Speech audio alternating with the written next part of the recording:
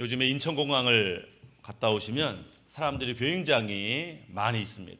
여행을 많이 가는 거죠. 그래서 코로나 이전 수준으로 여행자들이 회복됐다 이런 말을 많이 듣습니다. 사람들이 해외로 여행을 많이 다닙니다. 그래서 유명한 곳, 새로운 곳, 멋진 곳을 찾아서 여행하는 것이 아주 꿈이고 소원인 것들을 보게 되죠. 그러나 여행을 하다 보면은 멋진 곳을 가는 것도 중요하지만 더 중요한 것은 누구와 함께 가냐가 더 중요하죠. 아무리 멋진 곳이어도 싫은 사람들, 스트레스 끼치고 아나무인 같은 사람과 함께 여행하면 모든 여행이 완전히 형편없어지는 것들을 보게 되고, 결국은 사랑하는 사람, 좋은 사람과 함께하면 사실 장소가 중요하지 않고 늘 기쁨과 감사가 있는 것들을 보게 됩니다. 이번 여름에 저희 아이들도 단기 선교를 갔다 오고 저기 전라도 신안군에 섬을 갔다 오고 그래서 열심히 봉사를 했어요. 근데 선교 갔다 왔다고 끝나는 게 아니고, 봉사했다고 끝나는 게 아니고 애프터 모임을 하더라고. 아니 모임 끝났는데, 선교 끝났는데 또 모이냐. 그렇게 좋았던 그 기간의 어떤 추억들, 좋은 사람들을 또 보고 싶은 거죠. 왜? 그런 사람들과 함께하는 것 자체가 기쁨이고 즐거움이기 때문에. 그래서 여행에 좋은 동반자, 동행자를 만나는 것은 우리를 참 행복하고 기쁘게 만드는 것입니다. 우리가 흔히 인생을 여행으로 긴 여행으로 표현할 때가 있습니다. 인생 여행 중에서 중요한 만남이 있습니다. 부모님과의 만남 너무너무 중요하죠. 어떤 부모님을 만나냐에 따라서 인생이 달라진다고 해도 과언이 아니죠. 그러나 부모님을 내가 선택할 수는 없어요. 그러나 이 땅의 만남 가운데 어쩌면 내가 선택할 수 있는 배우자라고 하는 만남이 있습니다. 부모님은 그냥 주어진 것이지만 배우자는 나의 선택이 포함되어 있죠. 좋은 사람을 선택해서 좋은 인생의 동반자를 만났다. 이것만큼 중요하고 이것만큼 귀한 일도 없다, 이런 생각이 듭니다. 그러나 어떤 면에서는 좋은 부모님보다, 좋은 배우자보다, 좋은 친구보다 더 귀한 만남이 있는데 바로 하나님과의 만남이죠. 그리고 하나님과의 동행입니다. 그분은 우리를 지으신 분이에요. 우리를 사랑하시는 분이에요. 우리를 사랑하사 그분의 아들까지 기꺼이 내어주신 그 하나님을 만나고 그분과 동행할 수 있다고 한다면 얼마나 행복하고 좋은지. 단지 이 땅에서만 행복하고 좋은 게 아니라 죽어서도 영원토록 우리는 이 행복과 거룩함을 누릴 수 있다라고 하는 것입니다. 그래서 오늘은 하나님과 동행하는 사람들, 내가 어떻게 하나님과 동행할 수 있을까에 대한 말씀으로 좀 나누려고 합니다. 제가 성경을 검색을 하는데 동행이라고 하는 단어를 가지고 성경을 검색했어요. 검색했는데 뜻밖의 성경에 가장 먼저 뜬 동행이라는 단어가 떠 있는 첫 번째, 두 번째, 세 번째 구절을 읽으면서 와, 여기 뭔가 하나님 뜻이 있는 것 같은데, 이런 생각이 들었습니다. 성경에서 동행이라는 단어가 나온 첫 번째, 두 번째, 세 번째 이 구절을 제가 읽어드리겠습니다. 첫 번째 동행이라는 단어가 등장하는 곳이 창세기 5장 22절. 무두셀라를 낳은 후 300년을 하나님과 동행하며 자녀를 낳았으며, 창세기 5장 24절. 에녹이 하나님과 동행하더니 하나님이 그를 데려가심으로 세상에 있지 아니하였더라. 창세기 6장 9절. 이것이 노아의 조건이라. 노아는 의인이요 당대 완전한 자라. 그는 하나님과 동행하였으며. 이 동행이라는 이 단어가 있는 첫 번째, 두 번째, 세 번째의 구절이죠. 여기 등장하는 세 인물이 있습니다. 무두셀라, 에녹, 노아. 이 세 사람은 아주 긴밀하게 연결되어 있는 사람이고, 이 연결고리를 통해서 동행이 뭔지를 우리가 깨닫는 시간을 갖게 됩니다. 에녹이라는 사람은 그냥 평범한 사람이었어요. 평범하게 살다가 결혼을 했고 이제 애를 낳았어요. 근데 그 애를 낳자마자 에녹의 인생이 완전히 바뀌게 됩니다. 우리 가끔 여성들이 처녀 때와 결혼해서 애 낳을 때가 완전히 달라지는 것들을 보게 됩니다. 흔히 여성들은 애를 낳고 안 낳고가 인생의 어떤 변화의 어떤 분기점 같은데요. 애를 낳기 전까지는 자기를 위해 살아요. 자기의 꿈, 자기의 건강, 자기의 활동. 근데 아기를 낳으면 이 엄마의 초점이 아기에게 맞춰져서 자기의 건강보다는 아기의 건강, 자기의 꿈보다는 이 아이의 미래를 더 생각하면서 여인의 삶이 바뀌어지죠. 이 에녹도 그랬어요. 에녹이 여인은 아니지만 그 아이를 낳고서 그의 인생이 완전히 바뀌어졌다. 왜? 이 아들의 이름이 무두셀라입니다. 에녹의 첫째 아들이 무두셀라인데 이 무두셀라 이름의 뜻이 좀 특이합니다. 이 무두, 셀라 이 두 단어의 합성인데 이 무두라고 하는 것은 죽다, 죽이다 이런 뜻이고요. 셀라는 보내다 이런 뜻입니다. 이게 어떤 뜻이냐면 합치면 그가 죽으면 보낸다 이런 뜻이에요. 뭘 보내? 이 아이가 죽으면 하나님이 심판의 홍수를 보낸다 라고 하는 것이 이 무두셀라 이름에 포함되어 있다. 쉽게 말해 에녹이 이 아이를 낳는데 어떤 계획인지 모르지만 하나님의 심판의 경고를 받았어요. 언제? 이 아이가 죽을 때. 이 아이가 죽을 때 하나님이 이 땅을 심판한다는 것을 깨달았습니다. 이 세상이 영원한 게 아니구나. 이 세상이 심판받을 때가 있구나. 끝장날 때가 있구나. 그걸 깨닫고 아이의 이름을 무두셀라라고 짓고 이 아이를 낳은 이후로 에녹의 삶이 완전히 달라지는 것들을 보게 됩니다. 하나님이 이 세상을 얼마나 아름답고 얼마나 멋지게 만들었는지 이 세상을 만드시고 너무너무 기뻐하셨지만 지금 당장 죄로 가득하고 하나님을 대적하는 사람으로 가득한 이 땅에 대해서 하나님은 가만히 계실 수 없었고 심판에 대한 예언의 말씀을 주셨다라고 하는 거예요. 심판이 선포된 가운데 에녹은 아마 고민했겠죠. 내가 어떻게 살 것인가? 내 욕심대로 욕망대로 살 것이냐? 세상이 이끄는 데 살 것이냐? 고민하다가 아니다. 이제 나는 하나님과 동행하며 하나님의 인도를 받으며 살겠다라고 결심과 결단을 내렸던 것 같아요. 그렇게 무두셀라를 낳고서 300년 동안 하나님과 동행했다. 성경 기록되어 있습니다.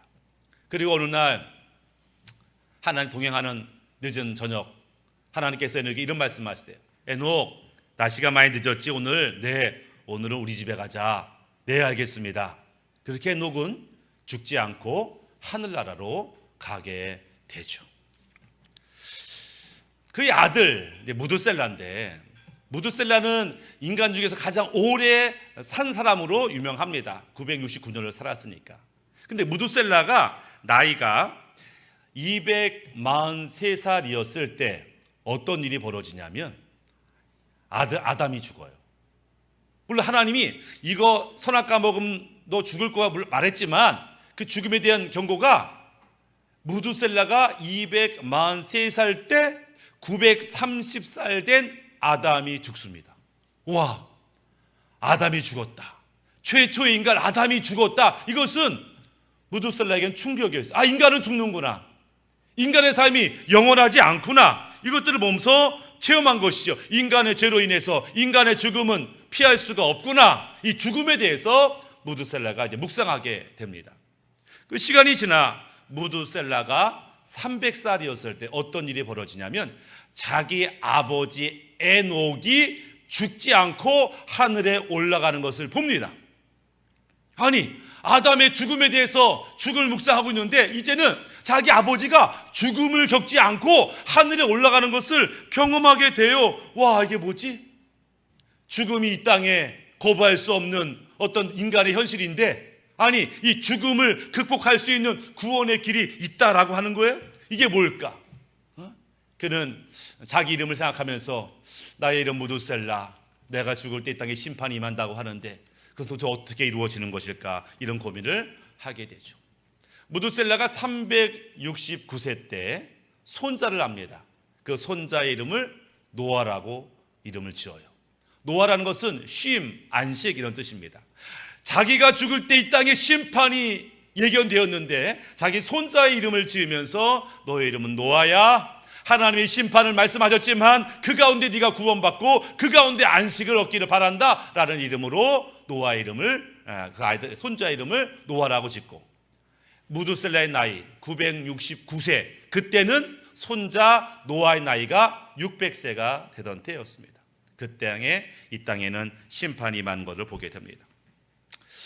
이 세 구절을 제가 묵상하면서 와, 하나님을 떠난 인생, 죄 가운데 사는 인생, 결국 심판받아 죽을 수밖에 없는 것인데 하나님께 동행하고 하나님과 함께 사는 자에게는 구원의 길이 열렸네. 죽고 사는 그 갈림길이 하나님과 동행하냐 하지 않느냐 예로 결정되는구나, 이것들을 깨닫게 됩니다. 그럼 우리는 어떻게 하면 믿음의 선진들처럼 하나님과 동행하며 살 수 있을까? 하나님과 동행하려면 하나님과 생각과 마음이 같아야 되죠. 두 사람이 뜻이 합의되지 않으면 어떻게 동행하겠느냐, 이런 말씀이 있는 것처럼 가을에 낙엽이 떨어집니다. 은행잎이 떨어져요, 이 돌담길에. 그러면 은행잎이 떨어질 때 10대 아이들은 은행잎을 보면서 와, 책갈피 있으면 참 좋겠다, 이런 생각을 이제 한다는 거. 책갈피 꽂으면 진짜 이쁘겠다. 근데 20대 아이들은 그 은행잎을 보면서 아, 덕수궁 돌담길에서 데이트하면 좋겠다, 이런 생각을 한다는 거예요.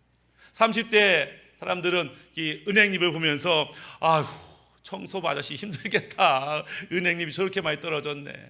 이제 40대 50대 사람들은 은행 대출 갚아야 되는데 이제 대출이 떠오른대요.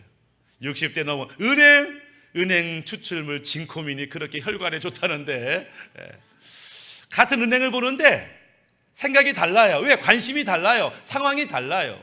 같은 것을 봐도 다르게 생각하는 것이죠. 같이 동행하는 사람과 생각과 마음이 같으면 행복합니다. 엄마가 아이를 낳았어요. 이제 온통 신경이 아이한테 있습니다. 사실은 이때는 엄마와 아이의 생각과 마음이 하나예요. 어떤 말, 이 아이가 건강하게만, 이 아이가 무럭무럭, 이 아이의 초점 맞추면서 아주 행복하고 평안하고 너무나 즐거운 시간을 보냅니다. 그러다가 이 아이가 커요. 자기 생각 고집을 피워요. 사춘기가 돼요. 그러면 어느 순간 엄마의 생각과 마음, 자녀의 생각과 마음이 달라집니다. 자녀는 세상이 좋아요. 더 즐기고 싶어요. 친구가 더 좋아요. 근데 엄마는 벌써부터 학업 걱정, 진로 걱정, 미래 걱정, 이러면서 대화가 달라지죠. 야, 이럴 때냐 네가? 놀 때냐? 지금 공부할 때지? 이러면서 마음과 생각이 달라져요. 내 자녀지만, 내 부모지만 마음과 생각이 달라지면 남남처럼 싸우고 남남보다 못한 관계도 될 수 있다라고 하는 거예요. 우리가 하나님과 동행하기를 원한다, 그러면 하나님과 우리의 마음이 같아져야 됩니다. 어떻게 같아질 수 있을까요? 많은 사람이 하나님이 날 좀 따라오세요를 원해요. 내가 원하는 것 좀 도와주시고, 내가 가는 길 좀 도와주시고, 내가 하려고 하는 것 도와주시고, 그러니까 하나님이 나한테 맞추기를 원해요. 이게 불가능합니다. 우리가 가는 것은 너무나 많이 죄악의 길이에요. 욕심의 길이에요. 욕망의 길이에요. 거룩함이 없는 길이에요. 하나님이 거룩함을 버릴 수는 없어요. 우리가 하나님을 따라가야 됩니다. 우리가 하나님을 닮아가야 됩니다. 그럼 어떻게 우리가 하나님과 하나 되고 하나님을 닮아갈 수 있을까? 그러려면 먼저 하나님의 생각, 하나님의 마음을 알아야 돼요. 어떻게? 말씀을 통해서.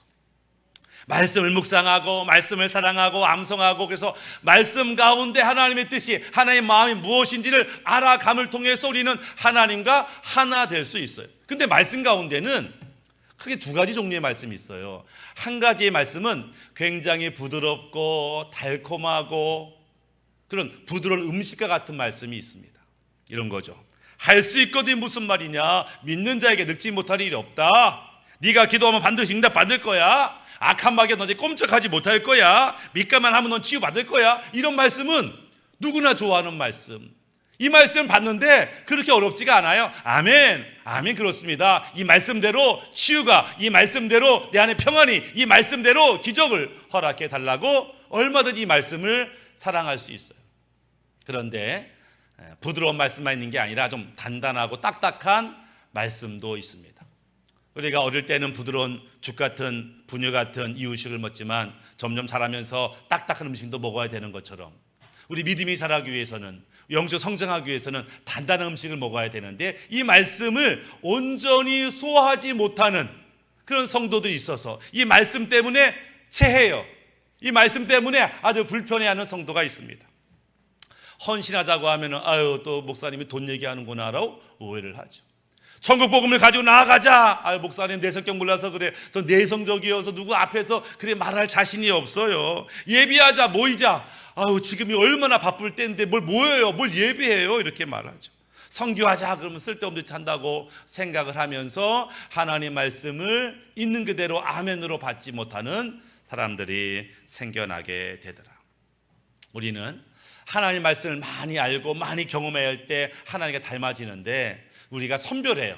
부드러운 말씀은 아멘, 딱딱한 말씀은 필요 없다고. 그러면서 하나님의 깊은 곳을 알지 못해, 하나님의 깊은 마음을 알지 못해. 그러니까 온전히 동행하기가 어렵더라라고 하는 거예요. 그런데 이 단단한 음식을 먹지 못하는 성도에 대한 하나님의 배려가 있어요. 근데 아무나 이 배려를 누리는 것은 아니고, 내가 진짜 하나님을 알고 싶어, 내가 진짜 말씀대로 살고 싶어. 내가 물론 지금까지 그렇게 못했지만 제 마음은 정말 말씀대로 살고 순종하고 싶고 하나 되고 싶어 하는 이 갈망을 갖고 있는 성도들에게 하나님이 은혜를 하나 부어주십니다. 그게 빌립보서 2장 13절 말씀이에요. 너희 안에서 행하시는 이는 하나님이시니 자기의 기쁘신 뜻을 위하여 너희에게 소원을 두고 행하게 하시나니. 이게 뭐냐면은 하나님이 그분의 마음, 그분의 계획을 우리 안에 소원이라고 하는 포장을 통해서 집어넣어줘요.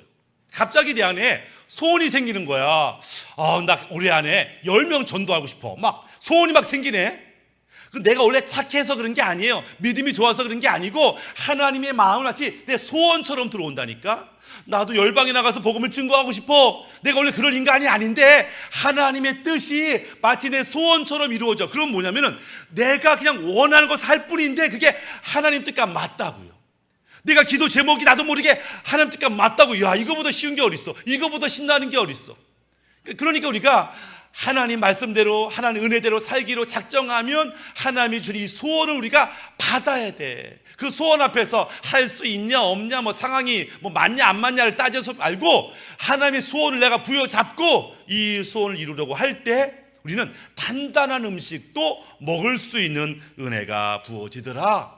이것이 우리가 하나님과 동행하는 방법인 거죠. 세 번째, 우리가 하나님과 동행하려면은 하나님이 나와 함께 하시다고 하는 이 임재를 느껴야 되는 거예요. 어린아이가 밤에 길을 갑니다. 무서울까요? 안 무서워요? 무섭겠죠. 무서운데 아빠가 뛰어와가지고 아빠가 손잡고 그 길을 같이 가요. 이 아이가 안 무섭대. 동일한 길을 가요. 깜깜한 길을 가요. 분명히 무서운 길이었어요. 근데 아빠가 나와 함께 있다, 이 인식만으로도 이 길이 전혀 무섭게 느껴지지 않아. 우리가 인생의 길을 갈 때에 참 어렵고 힘들고 두려운 길이 있어요. 어떻게 감당하나 싶어요. 근데 그 순간에 하나님이 나와 함께 하시지 그 임재를 느끼기만 해도 전혀 이게 무섭게 느껴지지 않더라라고 하는 거예요. 많은 믿음의 사람이 그랬어요. 사기꾼 같은 야곱이 어떻게 변화되었냐면 그가 도망가는 게 이 광야, 모래밖에 없고 돌짝밖에 않는 이 광야에서 하나님이 함께 계심을 느꼈어요. 와, 내 눈에는 아무것도 없는데, 아무것도 없는 곳인데 사실은 하나님이 계신 곳이었네. 하나님 나와 함께 하셨었네. 와, 그러니까 이제 전혀 걱정하고 두려움이 사라지는 것을 보게 됩니다. 사도 바울이 교회를 핍박하고 예수 믿는 사람을 괴롭혔는데 그게 갑자기 변했어요. 어떻게? 부활하신 주님이 나와 함께 계시구나, 그분이 진짜 살아계셔서 우리와 함께 있구나, 이 사실을 깨달으니까 그의 인생이 완전히 달라진 것들을 보게 됩니다. 우리 안에 인식의 변화가 필요합니다. 하나님은 저 멀리 계신 분, 나한테는 관심이 없으신 분, 무서운 분, 내 기도는 응답도 하지 않는 분으로 인식하는 사람이라면 바뀌어야 되죠. 하나님은 가까이 계신 분, 나를 사랑하시는 분, 내 기도 소리를 들으시는 분, 나를 위로하시는 분, 그 하나님으로 인식만 바뀌어도 그것이 우리 인생을 바꾸는 터닝 포인트가 된다라고 하는 것입니다. 네 번째, 우리가 하나님과 동행하기 위해서 하나님이 세상을 다스리는 원리를 알아야 돼요. 많은 믿음의 사람들이 이 원리를 알았어요. 하나님이 세상을 이렇게 다스리는구나, 그걸 아니까 하나님과 동행하는 게 아주 쉬워졌어요. 로마서 11장 22절에 이런 말씀이 있습니다.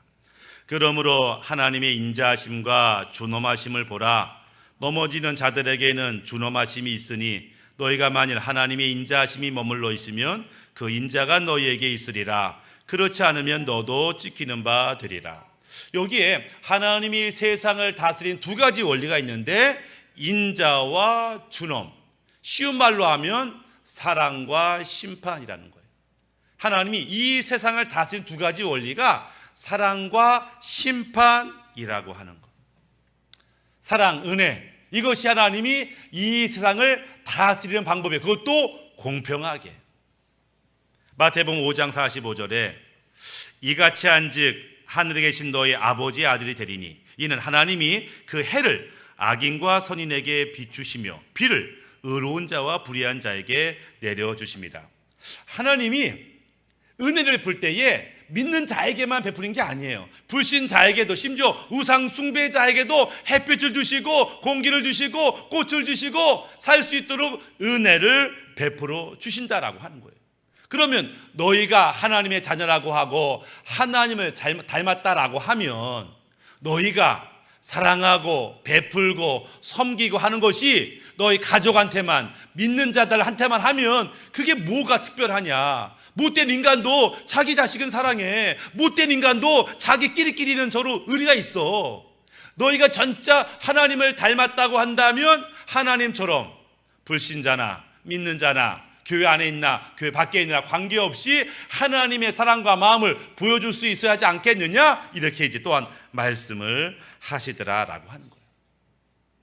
또 하나님은 사랑뿐만 아니라 심판으로 세상을 다스려요. 이 심판도 공의롭게 하십니다. 그러니까 하나님이 자기 백성이라고 해서 심판이 없는 게 아니라는 거예요. 심판 때에 불신자들이 항의합니다. 하나님, 공의로우신 분이라며요. 공평하신 분이라면서요. 아니, 자기 백성이라고 쟤들한테는 심판을 안 하고 재앙을 안 주고 우리한테만 이렇게 못되게 굴어요? 아니, 저 인간들도요, 따지고 보면 얼마나 못된 인간이 많은데요, 왜 쟤들은 가만둬요? 라고 하지 않겠느냐. 그래서 하나님이 아니야, 내 사랑하는 자들한테도 하나님께서 심판을 하시겠다고 말씀해요. 베드로전서 4장 17절에 이렇게 말합니다. 하나님의 집에서 심판을 시작할 때가 되었나니 만일 우리에게 먼저 하면 하나님의 복음을 순종하지 아니하는 자들의 그 마지막은 어떠하며. 그러니까 심판이 하나님의 집에서 먼저 시작된다는 거예요.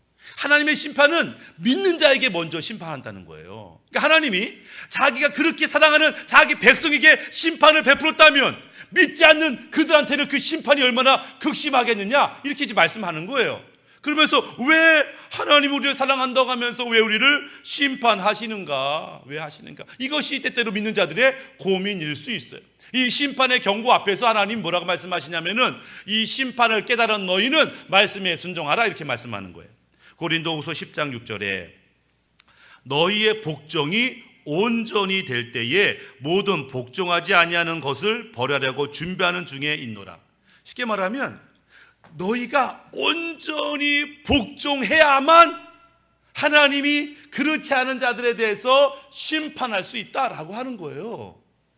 하나님이 심판을 앞에 두고 먼저 우리에게 온전함, 완전한 순종과 복종을 원하시는 것은 사실은 다가오는 심판을 피하라고 하는, 다가오는 심판에서 정말 그 심판을 면할 수 있는 일정의 예방주사를 놓는 것과 같아요. 지금 매를 맞는 것이 심판 때에 구원받는 이유가 되는 거예요. 지금 혼나는 것이 심판 때에 하나님 우리를 구원하는 그런 기회를 만들어 주신다라고 하는 거예요. 때때로 성도들이 하나님은 하나님 백성 아닙니까? 그런데 왜 이런 고통과 어려움이 있습니까? 하소연하지만 사실 그것은 심판의 때에 우리를 살려주기 위한 하나님의 배려임을 우리가 기억할 필요가 있어요. 에녹, 무두셀라, 노아, 이들은 심판의 말씀을 깨닫고 하나님과 동행한 자들입니다. 우리가 하나님과 동행할 때 이 땅에서 거룩하고 이 땅에서 행복할 뿐만 아니라 영원토록 죽어서도 영원한 행복과 거룩함과 온전함을 누리는 것이다 라고 하는 거죠. 말씀을 마무리하면 우리는 정말 지금 하나님과 동행하고 있는가? 그래서 하나님의 마음과 생각으로 그분의 영으로 충만한가를 점검해 보셔야 됩니다. 그분의 비전이 나의 비전이 되고 그분이 원하시는 것이 나의 소원이 돼서 그분과 동행하고 있는가? 혹시 내가 하나님보다 빨리 가고 있는 거 아니냐? 아니면 하나님이 너무 뒤쳐져서 겨우겨우 따라가는 거 아닌가? 동행이라는 것은 발을 맞추는 거고 리듬을 맞추는 것이고 어깨를 맞추는 것인데, 지금 나는 그렇게 하나님과 동행하고 있는가를 점검하시고 동행함으로 동행의 축복을 누리는 우리 모두가 되기를 주님의 이름으로 축복합니다. 아멘.